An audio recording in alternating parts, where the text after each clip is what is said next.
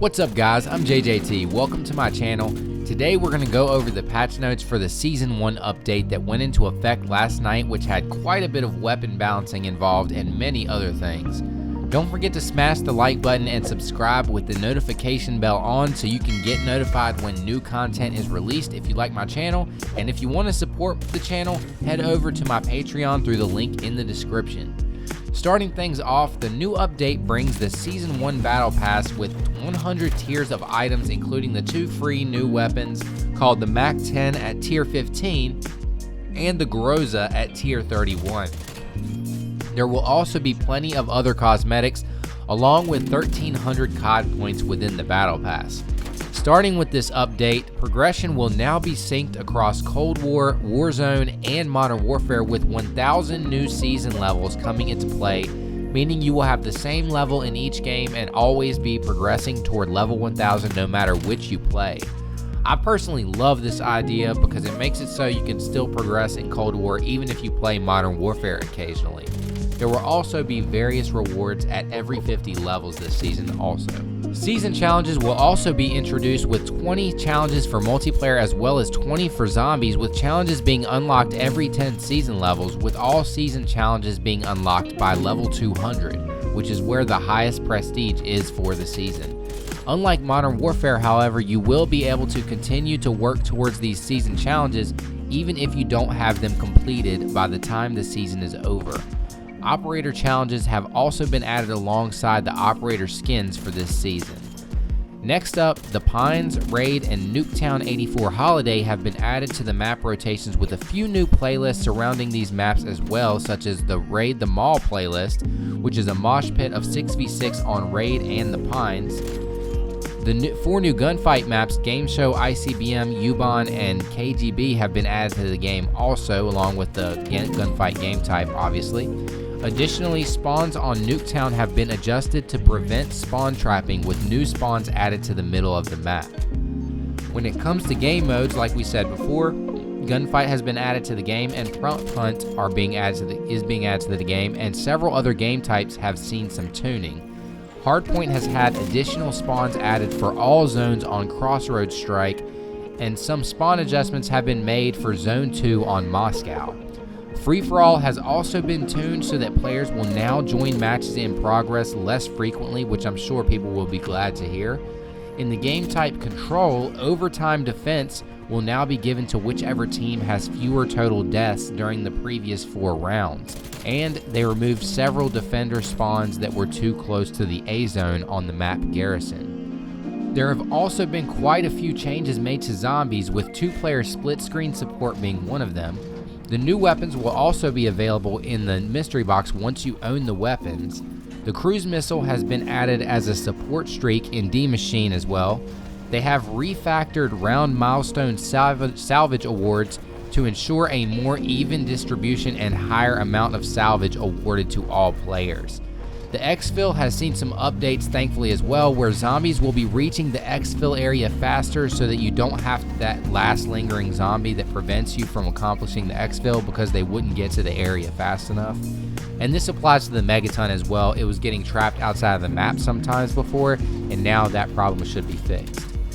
They also fixed an issue that caused too many Megatons to spawn during the exfil, which for me personally has prevented me from exfilling quite a bit, since it takes a lot longer than a minute and a half to defeat multiple Megatons and a horde of zombies sometimes. And there were several other small fixes for zombies in Dead Ops Arcade 3, as well as some tuning for Onslaught on PlayStation that we won't go into in the interest of time. But you can take a look at these changes in the patch notes through the link in the description if you'd like.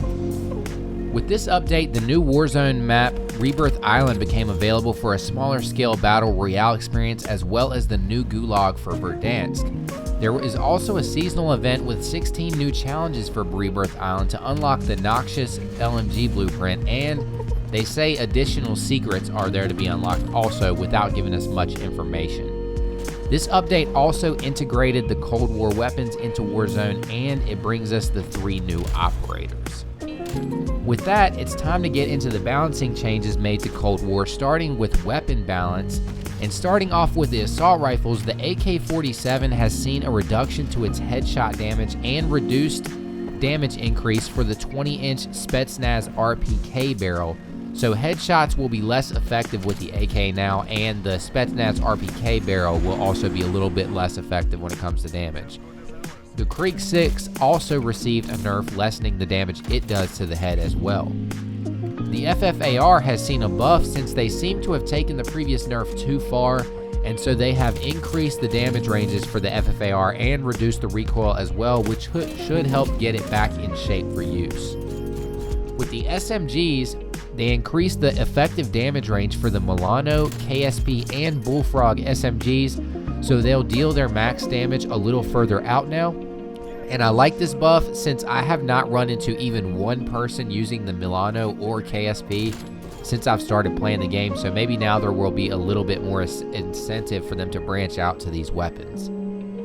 Next up, the long-awaited nerfs come in for the 3-round burst tactical rifles, with the M16 receiving a maximum range reduction even further than it already got nerfed, and a reduction to the fire rate. And I don't know if this means the fire rate within the burst or the burst delay, but I'll let you guys know when I do my video for the M16. For the Aug, they reduced the maximum damage range and fire rate for it as well, and they reduced headshot damage for the Aug also. They reduced the damage increase applied with the 19.8-inch Task Force barrel as well for the Aug, and overall I think these are all good changes, but most likely won't be killing these weapons off because they sound like they'll still be able to one-burst people, which is the real reason why they're so overpowered. So they can make these nerfs all they want, but an accurate player will still beam you down with these with no chance of returning fire in most cases. But now it seems they will have a lot more of a penalty for missing those one-burst kills, and if they decide to stretch the range out with these weapons. They also adjusted barrel attachments for tactical rifles that improve fire rates.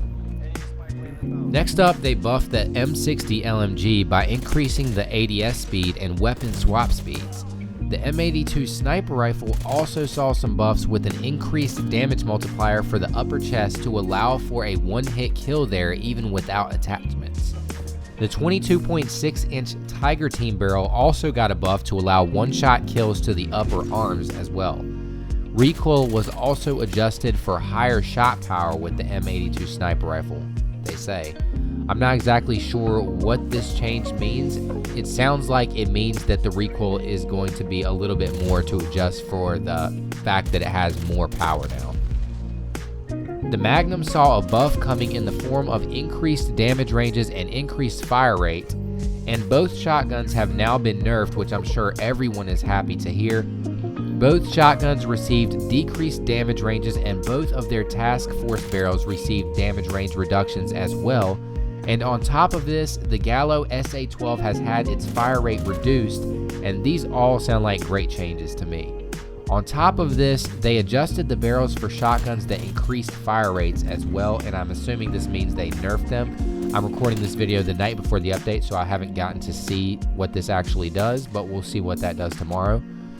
They have also reduced the amount of knockback on your character when you get shot, which, if you didn't know, when you get hit by bullets, it actually pushes your character backwards, and the more damage done, the further back you're pushed. And this is a really weird mechanic, but they reduced the amount of kickback you receive like this across the board. Next up is perk tuning, and they nerfed the flak jacket, thank God, by reducing how much it lessens explosive damage, and I'll be doing a full comparison video on that later. Forward intel was buffed to increase the minimap viewable area further, and they nerfed Ninja so that it does not protect you from field mics at all now, but they buffed Spycraft so that it makes you fully immune to field mics, which is even better than what Ninja did for field mics before. So now we actually have a legitimate full counter to the field mic, and I like seeing this. With equipment and field upgrades, they slightly increased the damage of frag grenades and Molotovs and reduced the healing speed of the stem shot. The field mic also no longer detects users at all who are crouch walking, ADS walking, or swimming, and the gas mine received increased damage, and they removed the detonation delay, but also nerfed the gas so that it doesn't slow the player down as much. So it sounds like the gas mine will now be more lethal, but it will slow the players down less, so they'll have a little bit more of a chance to escape. They also added the HARP score streak to the game, which is like the Blackbird or advanced UAV, which shows the location and direction of enemy characters on the minimap, and I'll be doing a breakdown of this in a video later as well. That pretty much wraps everything up that they changed, and in my opinion, they've made a lot of really great changes, and I'm not really upset with any of the changes they made.